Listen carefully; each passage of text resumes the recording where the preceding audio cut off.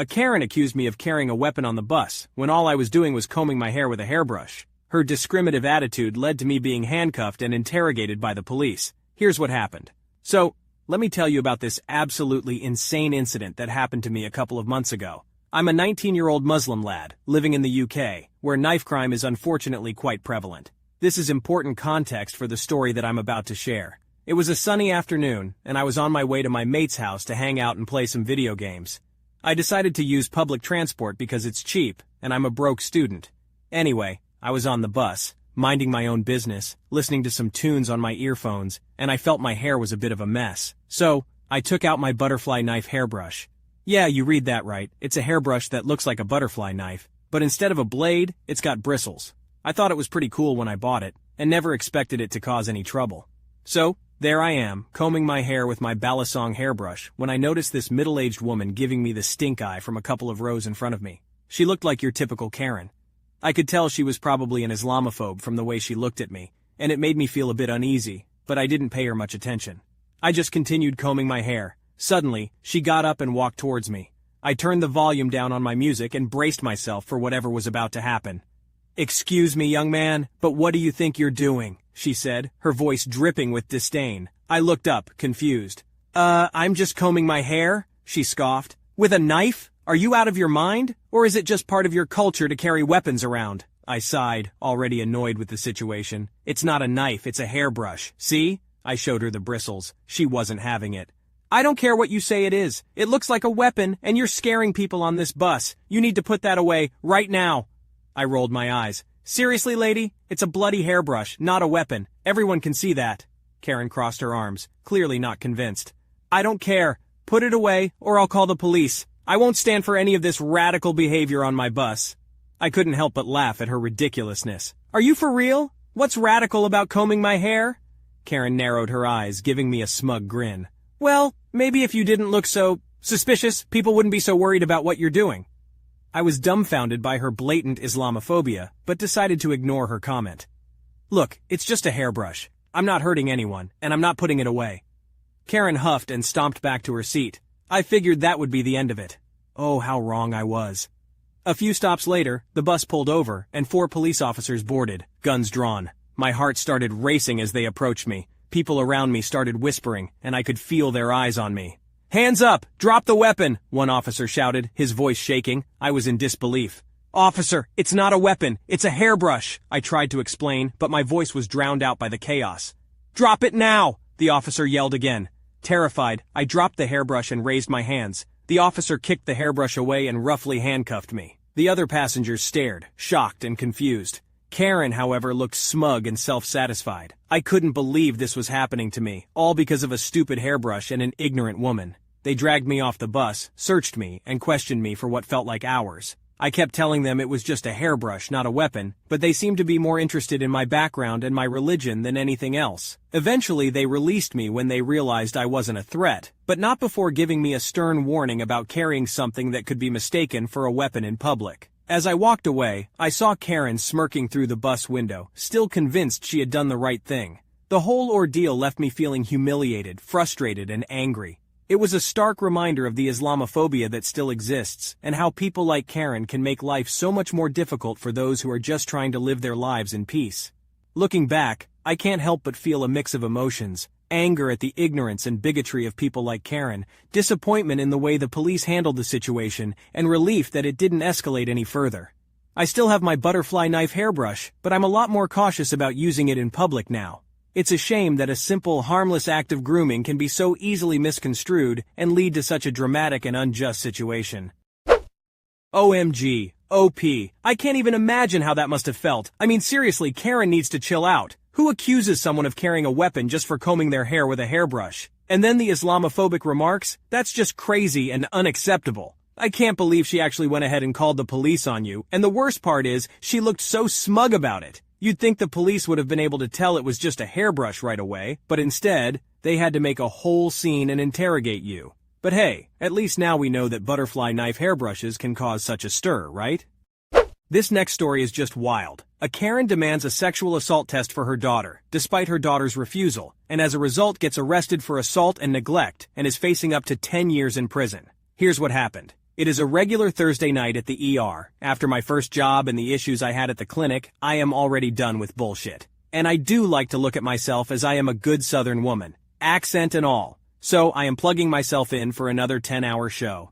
We have the usual revolving door of patients coming in for a busted eardrum, medication referral, and a few ambulances coming in with patients from a nearby old folks home. Most nights it's for a urinary tract infection. Fun fact, most elderly will get aggressive or become disoriented when they have one. Typically, we keep them overnight for observation or let them hang out in the ER for a 3-hour nap. They're just so cute. Most of the time we can have you in and out within 1:30 on a good night. I don't know what was in the air on this particular night, but things were smooth. We all know we ER staff is always superstitious and just waiting for that one crackhead to roll on up for the good-feeling drugs. It was just after midnight when a mother and her young daughter walk on up the registrar. There are like 20 cameras at the nurses' station, so we can see everything. Maybe a little too much at times. This mama comes in and wants us to take a look at her daughter. The registrar, who is just barely out of high school, inputs her into our medical system and has the patient fill out the basic demographic information needed for a patient to be seen. Our lovely registrar is seen on the monitor getting up and coming to the back to ask a question. My registrar, who we'll call Nicole, asks, "Hey, do we have a victim's advocate on staff tonight?" And I reply, "No, why?" "Well, this mom out here is claiming her daughter has been sexually assaulted and would like to be evaluated."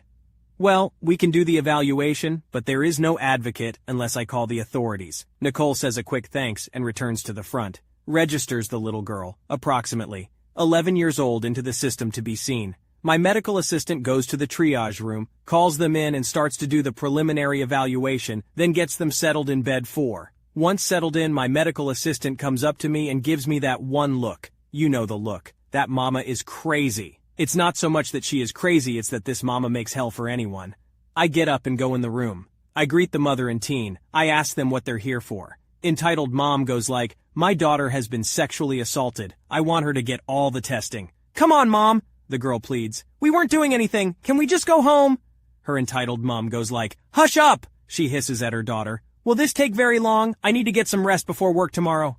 So I go like, "Well, ma'am, I can do any testing or treatment needed. The testing times may vary. However, I will have to speak privately to your daughter and obtain her permission to run some of those tests, as they are very evasive." Entitled mom gasps and looks offended. "What do you mean? I am her mother. She will give you permission. She will get the testing done." I look at the young girl and begin the basic treatment explanation. So, an SA, we would need to run a pregnancy test, a urinalysis, a drug test, to swab her private areas to rule out any STDs or swimmers. Then, we would give X to ward off pregnancy and STD transmission. After all is said and done, if requested for, we would contact the police and have them come in and assist in filing a report. I look at the mom who is absorbed in her cell phone. "Would you want to or be able to pee for me?" As I reach for one of our urine collection cups and attempt to hand it to her. The young girl was embarrassed and probably wanted to hide under a rock. "Why? Let's just get it over with." So I go like, "Sweetie, is this not something you want to do? Would you like to talk about it?" Entitled mom barges in and says, "Yes, she will do it. Now get on with it." She spits out at me and her daughter. I then ask the daughter, "Why don't you tell me what happened?" And again, entitled mom barges in, "I caught my daughter at her friend's party." She waves her pointer finger at me. "There were boys, there were drinks and drugs. You're turning into a really little hussy." "Well, I won't let that boy touch my daughter and get away with it." The girl screams, "Tyler did no such thing, and it was coke, not alcohol. Mom, can we please just go home?" The girl is pleading and near tears. "You will get the damn tests done," the entitled mom says. This mama is yelling at her baby. They all started talking over each other. The young girl goes like, "Mom, can we please just go home?" "You can't get pregnant or drugged from just talking. Please," the girl is pleading. I am just standing there, medical assistant right next to me, by the closed curtain, stunned into a frozen state. Entitled mom goes like, "You will get that goddamn test done now," she is yelling. Thank goodness we don't have any other PTs nearby. The girl goes like, "We didn't do anything. Why do I have to get the test?" The girl is pleading and begins to cry. Entitled mom then says, "You will get the damn test done, even if it means I hold you down while they do it," she yells, and the girl begins to cry. I barge in. "Now, ma'am, I cannot and will not force your daughter to do anything against her will." "What are you saying? You won't have to? I will make her. What? Are you not going to treat my daughter?" So I reply, "That is not what I said, ma'am. I said your daughter has a right to choose on whether she wants to participate in treatment. I will not force this baby, no matter how old she is, to any test she does not want. I understand this may be upsetting for you. We all were young and stupid once, but... Entitled mom cuts me off. I said test my daughter. Now! This mama begins to turn beet red in the face, huffing and puffing. So I reply, I'm sorry ma'am, but at this point ma'am, I am going to have to ask you to leave or call security and have you removed. I will not be able to assist or help you this evening. With that I turn, walk out, close the curtain behind and walk back to the nurse's station. I place a quick call to our security team. The mom comes out from around the curtain standing in the hallway screaming at some poor soul on her phone, blabbing about how she is going to sue the whole hospital and that we are refusing to care for her poor baby that was just SA'd by some hoodlum. The security guard comes about the station. I point in the direction they head over and escort her out. I haven't seen or heard from them since. As a precaution, I did call CPS and have a welfare check done on the young girl. I hope that girl is okay. OP then leaves an update. After the mom and daughter left the ER, the security team and I had placed separate calls to the local CPS. I did not know they made a call. I cannot confirm that CPS made a visit at 2 a.m., but at the end of my shift, 5 a.m., we have to brief our department lead supervisors and the incoming lead supervisor, and I went home for the day. Upon hearing about the night's conflict, the security team supervisor got in contact with someone from the CPS office and his good old buddy, our city's chief of police. He was able to fill me in on what has transpired. A CPS worker and the chief made a personal house call by 9 a.m. the next day. CPS was able to do a thorough investigation with a frantic EM. Entitled mom was arrested for assault battery on a minor and neglect. As for the young girl, she was placed with her aunt that lives a few houses down. When they went home, the minor tried to stand up to her mom, and her mom threw something at her daughter that caused swelling and bruising to the right side of her cheek. There is no father in the picture. The young girl has since testified against her mom that alleged abuse had happened frequently, and oftentimes she was left alone for days, sometimes weeks. The young girl was granted guardianship to her aunt through Guardian Ad Litem, an organization that aids children in domestic situations. The young girl could choose never to see or speak to entitled mom again. According to the chief and security supervisor, the girl had reported, additionally, that her mom has been drinking and hanging out with a string of strangers, and it was discovered that entitled mom was into illicit drugs and alcohol. The entitled mom had tried to plead insanity, or that she was mentally unstable to answer for her actions. Only that was determined likewise by the court. She is set to be sentenced in 2 weeks. The mother is looking at 6 to 10 years jail time. Wow, I have to say that this is one of the craziest stories I have ever read. I mean, this Karen was off the rails. She was demanding tests that weren't necessary, and didn't care that her daughter was crying and pleading to go home. The entitlement was just too much to handle. And then to find out that she was arrested for assaulting her own daughter, it's just too much. I have to give props to the OP for handling the situation so well. They stayed professional and even called CPS to make sure that the girl was okay. I'm glad to hear that she is now with her aunt and can choose to never see her mom again. It's heartbreaking to think that there are kids out there who have to deal with this kind of abuse. An entitled Karen claims to be the former owner of my truck and demands I give it back to her. She freaks out and calls the police when I refuse. Here's what happened. Subscribe and hit that bell to turn on notifications. The state I live in has crazy entitled people pretty much everywhere, so this doesn't surprise me at all since I've seen it enough times in my life to become indifferent to it. But it's amusing to talk about it. So I'll tell it here. Though the first part isn't so amusing.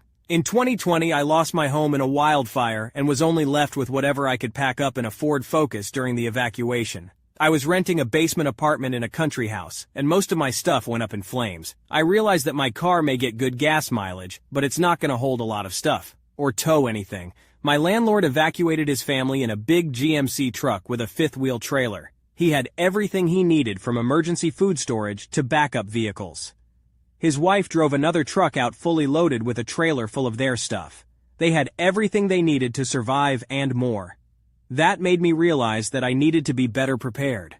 I had to couch surf for a while, and I could never stay in one place for long because I was a guest and not a tenant. So I ended up living out of a tent in a field with several other people who'd also lost their homes to the fires. It was like a tent village set up by a local charity. The shelters were beyond full, and it's a warm climate, so tents were the next best way to go considering the situation at the time. I managed to get a used but decent-sized tent and basically furnished it like a tiny apartment with a cot, small table, and some chairs. I even housed a poker night in it a few times. though I tried to make sure I didn't leave anything worth stealing in it when I went to work. I was still going to work almost every day, and even volunteering for extra shifts. I was saving money since I wasn't paying rent living the tent life. And I made up my mind to keep saving to one day buy a truck of my own. Because if this situation with the wildfires or some other disaster ever happened again, I need to be better prepared. Move on to just a few months ago. I put down over a year's worth of savings to buy a used Chevy Silverado 1500 with a canopy already on it. It's got a few dents and a big diagonal scratch across the hood, and the paint is a bit weather-worn. But so what? It had a good bit less than 100,000 miles on it, and a list of recent repairs that included a new radiator. I'd spent a year living as cheaply as possible to save as much as possible. I wanted a truck and a camp trailer in case the fires ever come back. Some people have tried to call me a hoarder for picking up stuff off the side of the road and using it, but I don't keep all that stuff at my apartment. In fact, I keep almost minimal furniture. Some remark that my apartment looks like it was just moved into, as I still keep some of my stuff packed in boxes. I want to be able to pack and leave fast if I have to, especially since the world only seems to be getting worse right now. I bought the truck, an ironically silver Silverado. I bought it off a man who looked to be in his 50s that said he has a bad back and can't use it anymore. And he gave me a steal of a deal when I came to get it by dropping the price by $1,000 because he felt I was clearly in love with it. And I am. I'm very happy with the truck. She drives like a dream, a big heavy dream, but still a dream. And she was clearly underdriven by the previous owner as it's still not at 100.000 miles. I still kept my old Ford Focus though, that way my fuel costs won't skyrocket. Now let's go to what happened a few weeks after I bought the truck. I was out in the same general area I bought the truck in to look at a used camp trailer that I was possibly interested in buying. But it ended up being in such bad shape that I turned it down because it was beyond my skills to repair. Before leaving the town, I stopped to eat at a local diner. And as I was leaving after having dinner, I noticed a woman who looked to be somewhere in her 40s looking over my truck. I asked the lady what she was doing poking around my truck, and she gave me a side glare while demanding to know where I got it. I said I just bought it a few weeks prior. She rushed up to me and said I didn't buy it, I stole it. I told her no, I purchased it from the title owner, so that makes it mine. The lady then rifled through her purse to pull out a smartphone and scrolled through it, and then she showed a photo of a truck in it. I looked at the truck in the picture, and I'll be a monkey's uncle. It was the same truck. The license plate and scratch on the hood were clearly visible, and there was also a man in the photo, the same guy who sold me the truck. When I acknowledged this, the crazy lady started yelling, "See, see," and then demanded I return it to her. She held her hand out for the keys and kept saying to give it back. I told her I bought the Silverado fair and square off the guy in the photo, and that it is my truck now. But she didn't let up. She went and sat on my bumper and called the police. She was heavily exaggerating while talking to the operator, or dispatcher, or whatever they call the person on the line when you call 911. I'm not sure. She refused to get off my truck, so I decided to just wait it out for police to show up. When police got there, I stayed completely calm, but the crazy lady went off and started working up tears and saying that her truck went missing some time ago and she finally found it. Then she demanded they arrest me for grand theft auto and get her truck back. I just calmly unlocked the doors, got my insurance card, registration, and license to hand to one of the officers. I told them to just check my documents and they'd see I am the legal owner. But the crazy lady did not stop. She tried to run to the door of the truck I'd opened, but I relocked it before I shut it. And she tried repeatedly to pull on the handle while telling the police to just arrest me already. One of the officers calmed the lady down while the other ran my information. He came back after a few minutes and said everything checks out. The crazy lady looked a British word I like to use that I think can best describe the moment. Gobsmacked. She said that it can't be, and demanded the police check again, then pulled out her phone to show more pictures of the truck. I pointed out that the man in one of the photos was the one who sold the truck to me. And I have no idea what relation the crazy lady is to him, but he is the only person I bought the truck from. The police asked her who it was, and she said it was her soon-to-be ex-husband. They were going through a divorce. I pointed out that when I bought the truck, her husband's name was the only one on the title. The crazy lady yelled at me that he had originally bought it for her, and it was missing one day after she came home. All I could do was shrug and say I did not know that. But her husband was the legal owner before me, and I bought the truck from him. The police told her that I was correct, and it is legally my truck now. The lady went from crazy to just very sad as she cried that it was her truck, and he sold it without her permission. I did feel sorry for the woman, and said to the police that they may want to do a wellness check on her or something. They said I was free to go and they would handle the situation from there. When I was getting ready to leave, the crazy lady yelled that she was going to follow me and find out where I live, but the two officers did not let her do so. I left the parking lot and hightailed it on the highway out of there. I later contacted the guy who sold me the truck, and he admitted that the crazy lady is his soon-to-be ex-wife. She cheated on him for the second time, and it was the final nail in the coffin for their marriage. The truck was always in his name only, and that woman had signed a prenup when they married, so the divorce was not going in her favor. It has been months now, and that lady has not found me again. So I am probably in the clear as long as I avoid the area I bought the truck in. Though for all I know, she is not even living there anymore since her husband divorced her. First of all, I'm so sorry that you are one of those who had their house destroyed due to wildfires. I can't imagine how scary that must have been for you. But I have massive respect for you, as there are many people who would be in your situation and give up on everything, thinking the world is against them. You picked yourself up and made sure you was better prepared in case anything similar happened again. It sounds like you are actually making great progress since losing your initial house. As for the Karen encounter, I can't really wrap my head around why she would feel entitled to the truck that you have clearly bought. It sounds to me like she is the reason for the divorce and things aren't going the way she wants, so she is now reacting irrationally out of frustration. I'm glad you was able to disprove her lies, as it was obvious to the police that you were the owner of the truck after supplying them with your insurance and license. I hope you don't run into her again, and I also wish you the best in progressing towards your ideal life.